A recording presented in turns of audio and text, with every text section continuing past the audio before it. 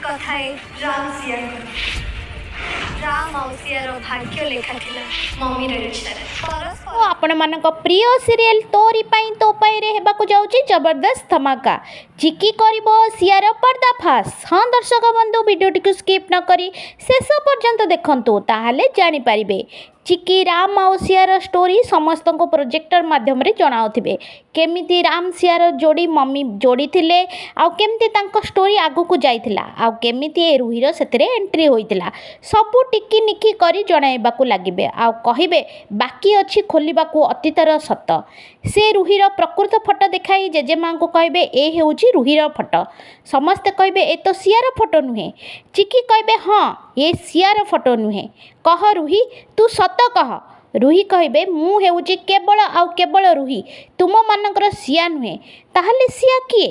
ସେ ଗଲା କୁଆଡ଼େ? ରୁହିର ପ୍ରକୃତ ସତ କ'ଣ ଜାଣିବା ପାଇଁ ଦେଖନ୍ତୁ ତୋରି ପାଇଁ ତୋ ପାଇଁ ରାତି 8টাରେ କେବଳ ତରଙ୍ଗ ଟିଭି ତରଙ୍ଗ ପ୍ଲସ୍ରେ।